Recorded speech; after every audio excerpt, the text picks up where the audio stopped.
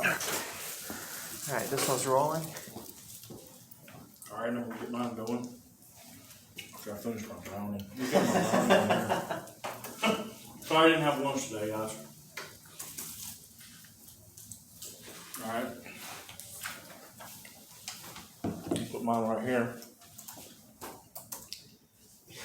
When the semester's over, I should put together a greatest hits playlist from their videos.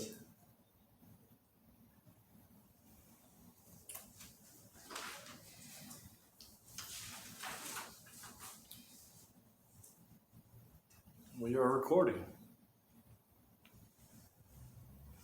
All right.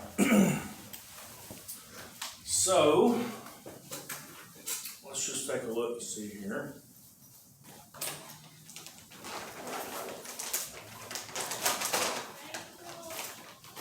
Aneth, Here.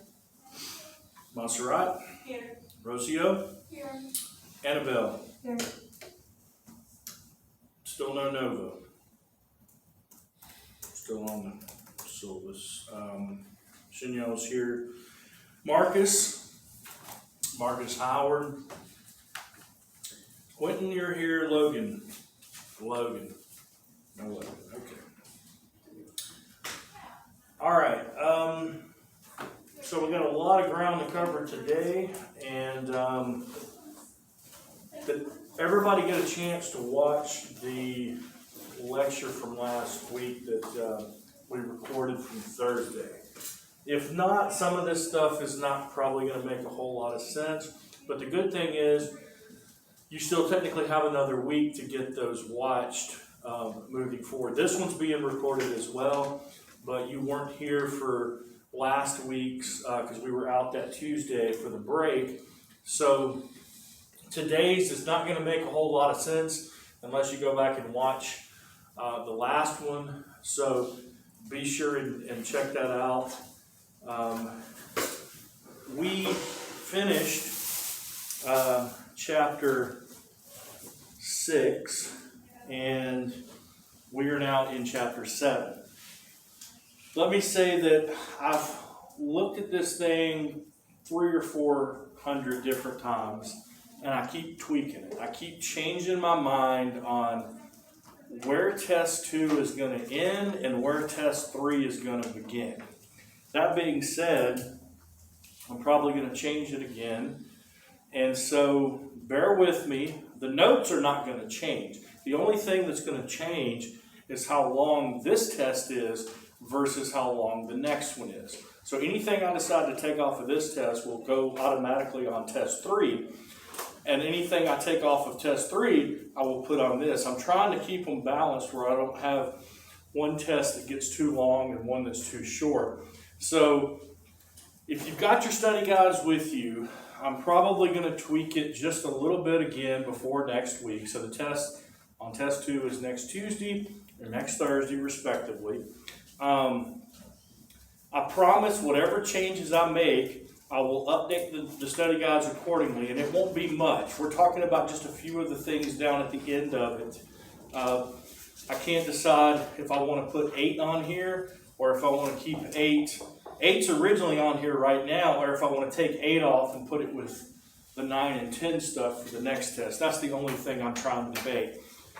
8 is a very short, what I call filler chapter. Same thing with 9. So 8 and 9 could go in the same place, either on this test or the next one. So just bear with me on that. Here's what we're going to do. I promised everybody a review for this test, and I'm not going to do it in class, but here's the way we're going to do the review. I'm going to record myself going over the entire study guide for at least half an hour, and I'm going to put that online like I do with my normal lectures, and you'll be able to go back and watch it before next Tuesday's test. Okay, so don't worry, there will be a review this time. It's going to be a separate video than the actual lecture, because I'm probably honestly going to be speaking right up until time to go today. So we got a lot to talk about. All right, so let's do the rest of this week real quick. The quiz 5 is still due by this week, I believe. Quiz 6 starts, I think, until next week. Is that right? And I'm trying to think what else. There's a discussion that goes until Friday. I think it's Module 7 discussion. And then there's not one for 8, because like I said, 8's just kind of a filler chapter. There is a Module 9 discussion that opens up Saturday and goes through next Friday after the test. So that's the only two things due is a quiz. There's not a new quiz for next week. I don't like to do a quiz and a test in the same week. So just take quiz 5 and the two discussions, the one for this week and the one for next week. All right, so we finished fighting the American Revolution. We wrote the Constitution. We got George Washington elected as our first president, and we ended his term in 1797. What you really need to know moving forward for this class is which events happened under which presidents. Okay, so our next president is John Adams. And this, of course, will be 1797 to 1801. He is, of course, a Federalist still. That was Washington's vice president. And Adams is, of course, the same John Adams that successfully defended the British soldiers after the Boston Massacre. Remember, he's the lawyer that got the English soldiers acquitted. John Adams was a very intelligent man, probably one of the smartest presidents we ever had. He and Jefferson, there were two rival political parties, but they did most of the heavy lifting when it came to the Declaration and the Bill of Rights and the Constitution. Adams, however, was seen as sort of an elitist East Coast. He's from Boston. He's very popular up in the New England states, but there's a disconnect between him and the rest of the country. Adams is a one-term president, unlike Washington. Adams is a one and done. Jefferson, who comes in after Adams, is a two-term president as well. So what's the story of this guy who's ever been as big a name as Washington and Jefferson, ever been as instrumental in the war effort and the Constitution as those other two men, yet why is he squeezed between these two big two-term giants, and people forget about Adams' presidency? It's because he got involved in a few scandals while he was in office, okay? So the first one we want to talk about is what was called the XYZ affair. The XYZ affair. This was in 1798. Here's the story on it, the short version. The United States had already successfully signed 2 treaties with our other 2 big rivals in the New World, Spain and Britain. That would be the John Jay Treaty and the Pinckney Treaty, both in 1795 respectively. We talked about those things. Go back and watch those videos from last week. Now, the only other major power that we had not directly dealt with yet was France.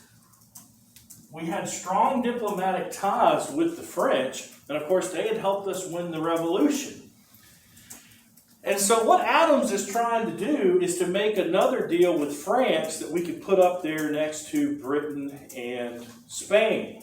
The problem is, if you know anything about French history, or world history, this is during the French Revolution. And so the French were undergoing their revolution much like we were undergoing ours. The only difference is ours ended peacefully.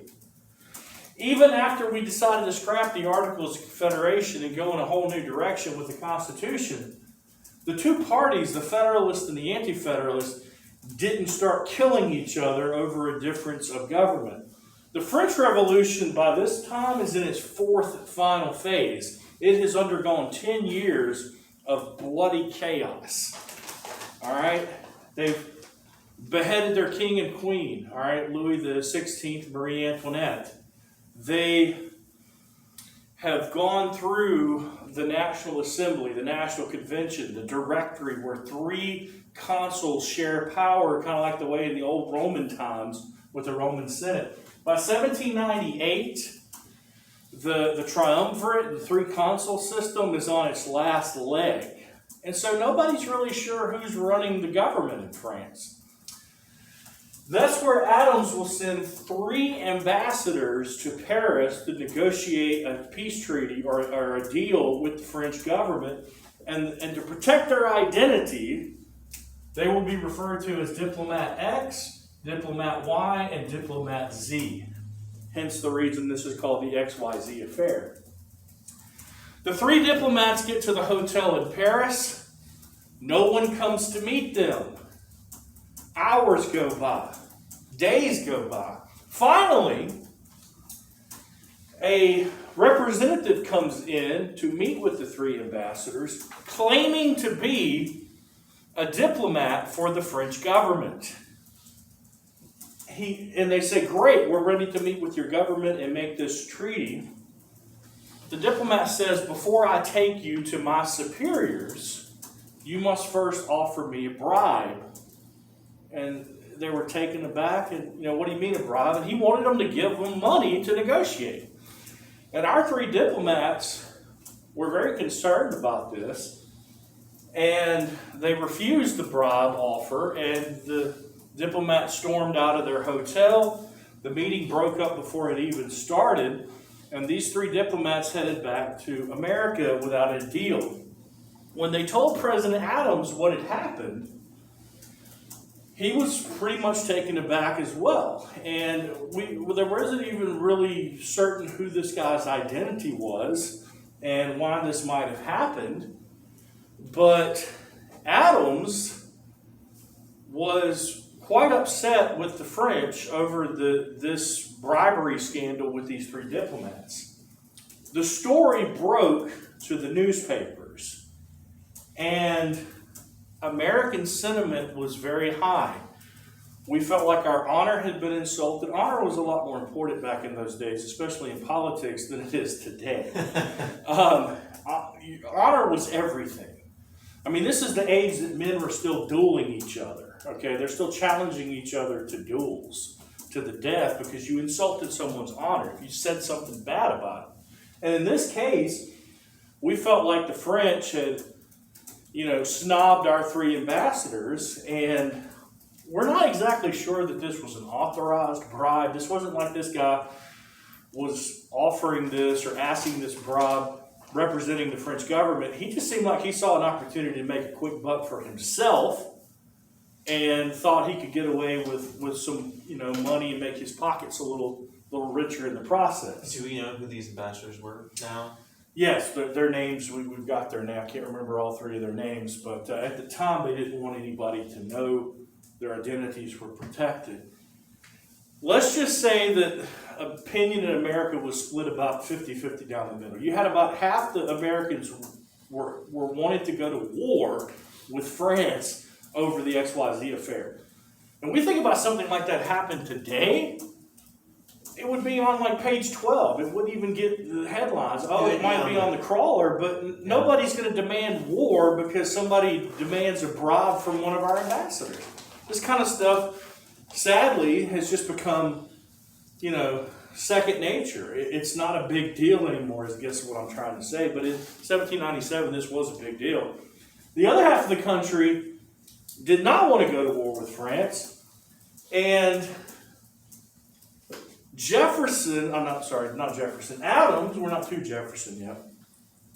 Adams did not want people criticizing his administration's handling of this. He did not want to go to war with France over this. Yet, he's being pressured by a lot of constituents to do exactly the same thing. And so, Adams will make things worse with one scandal by causing a second scandal. The way he handled this was in something called the Alien and Sedition Acts. And the Alien and Sedition Acts is just what it says. An alien is an immigrant, somebody who's not a naturalized, born United States resident or citizen. Sedition is saying or writing something against your government. Okay?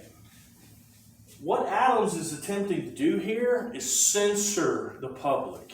He's trying to stop political criticism of either going to war or not going to war with France by basically telling everybody, shut up with your critique of how I'm handling the situation. I'm in charge, you're not, and I don't care what you want to do. I'll handle it. Don't write about it. Don't criticize me for it in the paper. Don't post op-ed pieces. Don't put editorials in. Don't make political cartoons. They made a lot of political cartoons criticizing Adams over the XYZ affair, and he was trying to censor it. What were the penalties for this? Fines, imprisonment, even deportation. Yep. Thousands of Americans were either locked up, arrested, a lot of papers were shut down, a lot of citizens fled the country. We had people going to live in British Canada who were leaving the United States in the 1790s. We think about Americans leaving the country in modern times to get away from scandal. This was going on in our second presidency. And you couldn't, any fighting at the courts really didn't go that low because they had the courts packed. Exactly. Federalists. So, one scandal was responded to with an even worse thing. Now, what Adams probably should have done was allow the criticism, allow the discontent, allow the debate, because that's something we've totally lost in this country today, is the ability for the two political parties to even disagree with each other, to even talk about, okay, you believe this, I believe that. That doesn't mean I hate you and you're evil and wrong and bad and I'm not. That's what it's gotten to today. But in 1798, that's exactly what Adams was trying to do. And if that sounds familiar, we've had echoes of this in modern times, censoring the public, trying to control the press, trying to control criticism of his administration's handling of it. And I'm not talking about the current administration. I'm saying lots of other presidential administrations have had similar criticisms as well. Like Nixon and the Saturday Night Massacre. Yeah. That's not on this test, though. This is going to lead to something called the Virginia and Kentucky Resolves. And they're called the Virginia and Kentucky Resolves because the two main architects of this congressional resolution were from the states of Kentucky and Virginia. And you might know a couple of these men. Thomas Jefferson from Virginia, the great compromiser, the future Henry Clay from Kentucky, and even James Madison. So these three men are the authors of this congressional resolution from their two home states. And what the Kentucky and Virginia Resolve basically said, it was a direct congressional rebuke of the way Adams had handled things. What do all three of these men have in common, Quentin? You were here last week. I'm not picking on Quentin because he was just here Thursday, so he's already seen it. Unless you guys watched all of the videos, what do all three of these guys have in common? They're anti-federalists. They're anti-federalists. So today, this would be like one party in power doing something, and then Congress being the majority of the other party getting together and saying, in the future, before a president does an executive order like this, we would hope that they would consult with Congress first in order to clear up any sort of misunderstandings. It's basically almost a censure of the president, is what this is. That's what the Kentucky and Virginia Resolve said. It was a direct rebuke of the president's authority over doing something without consulting with Congress that resulted in fines, imprisonment, arrests, deportations. Remember, in the Constitution, only Congress can make and lobby taxes. Well, what are fines? Federal fines, a lot of people, and we're not going to get into all that today. I mean, Supreme Court Chief Justice John Roberts ruled a few years ago that the individual mandate under the Affordable Health Care Act is a tax, but if it's struck down, it will strike down the entire thing, so he allowed it to be kept. So that's a whole other argument, but that's what they were doing, is basically saying that what Adams had done, while technically legal, was not preferable or the way you should go about doing things. So all three of these things is the main reason why John Adams is a one-term president. He's a very smart man. I mean, you talk about a list of top intelligent presidents of all time. Did you finish? Yeah. Great, awesome, thank you. Thank you. I'm glad it worked out. I was worried there for a minute. Angie stayed on it. Shout out to her, so we got that going. You didn't miss too much. It's still up here on the board. That's all we've covered so far. But Adams is a very smart president, a very smart man. Yet there's a disconnect. There's a growing disconnect with him and his constituents, because America, by 1800, we've picked up a few new states now.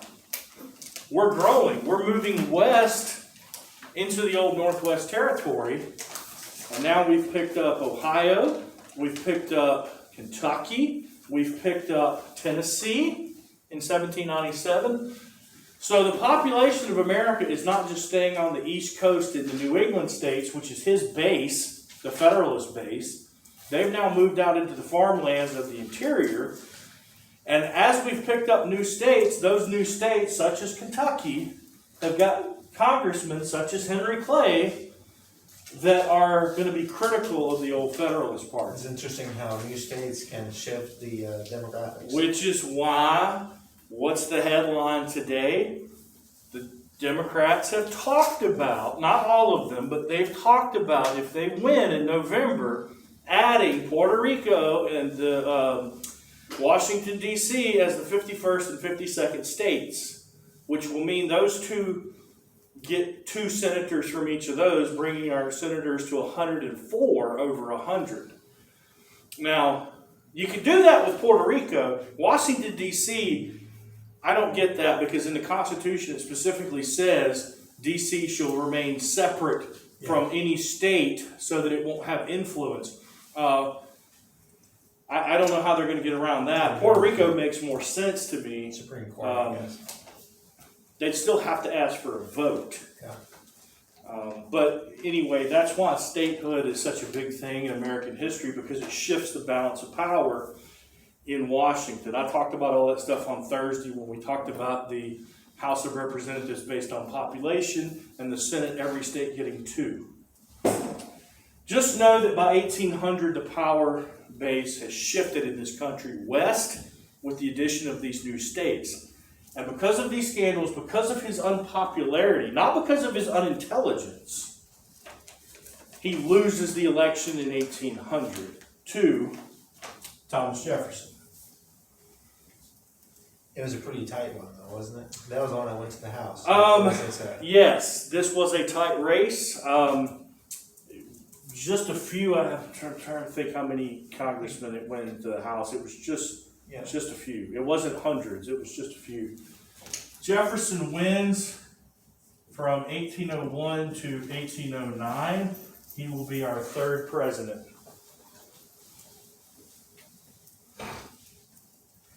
Jefferson is an anti-federalist, so now a new party has come into power. But this is where it gets really confusing to some people. It's confusing to me, and I study this stuff. So let me see if I can explain it where it won't confuse you on the test, because that's what's really important here. The anti-federalists in 1800 will no longer call themselves anti-federalists. The party will become a new name. Democratic Republicans. And this name is very confusing to some people, because the name of it will be the Democrat Republicans. And I know those are two separate parties today. Let me also say that what a Republican is today is not what a Republican was in 1800, and what a Democrat is today is not what a Democrat was in 1900. Things have changed quite a bit in the political spectrum. So the anti-federalists will become Democrat/Republicans. This is not the Democratic Party that you're thinking of today. Okay? So to where I won't confuse people on the test or in lecture, I'm not going to refer to Jefferson as a Democratic/Republican. I'm just going to call him a Republican.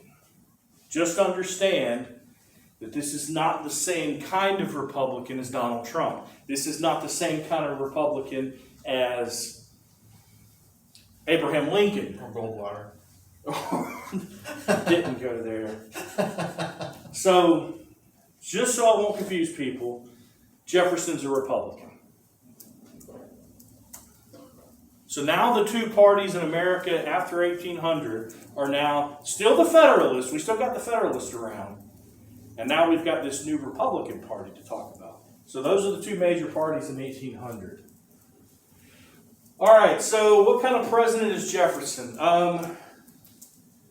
If you go back and watch those videos from last Thursday that I recorded, the Republicans, Jefferson in particular, believe in strict constructionism. They believed in the 10th Amendment. In other words, states' rights. They're all about a weak executive branch, a weak president, and a strong statehood. They're a champion of states' rights. Jefferson said he wanted this to be a nation of what group? Of all of the people in American society, who did Jefferson say is the most important group of people in America? He wanted these people to run the country, to run their states, and participate in every level of government, Quentin. You wanted it to be agricultural. Farmers. Jefferson said farmers are the most important class of people in America. Miles said the same thing. Okay, good. I think, Jefferson was around before Mao, though. Let's just say they went about it a little bit differently. That was a good reference. That was a good reference. I really like that. That was a good reference. Thomas Jefferson, this is why he's going to be popular in the South and in the Midwest states and not so much up the East Coast, because that's where most of the farmland is. Tennessee, Kentucky, Indiana, Ohio, those are going to be Jefferson strongholds. The southern states, South Carolina, Georgia. Adams, the Federalist base, is up in the New England coast. It doesn't have a lot of farmland up there, okay? And that's why Jefferson was barely able to pull out a win, because we talked about this last Thursday. We don't decide presidencies based on popular vote, do we? What do we base presidency on? The Electoral College system, which I know that the New England states had more population, and that's where most of your big urban centers and cities were, but that's not how we elect a president. It's based on every state getting a number of electors to represent those states. It's kind of like a third house in Congress that only appears in an election year, and each state gets electors, which are based on a state's population.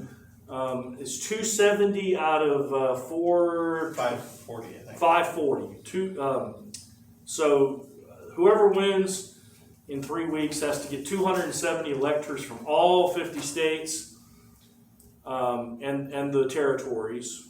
Puerto Rico gets to vote for the president. Guam gets to vote for the president. I think U.S. Virgin Islands get a couple. 270 out of 450 electors, and that's our next president. And but we haven't always had the same number of electors. It's changed over the years based on how many states we have. So in Jefferson and Adams' administration, it was far fewer. I don't know exactly what the number is, but it was way less than 270.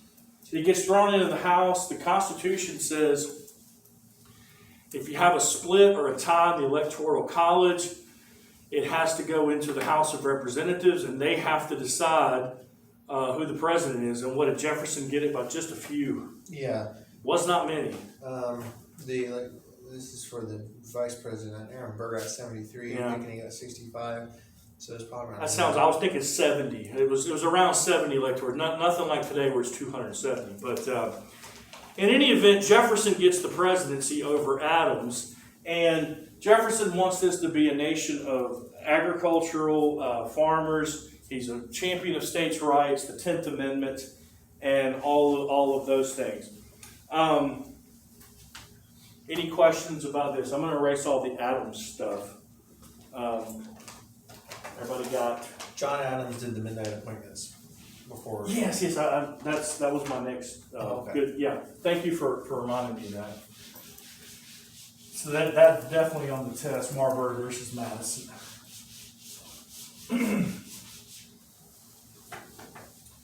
So the first thing Jefferson has to deal with when he becomes president is a Supreme Court case that's usually referred to as Marbury versus Madison. That being the same Madison who will go on to be Jefferson's second vice president. We'll get to that story in a minute with Burr.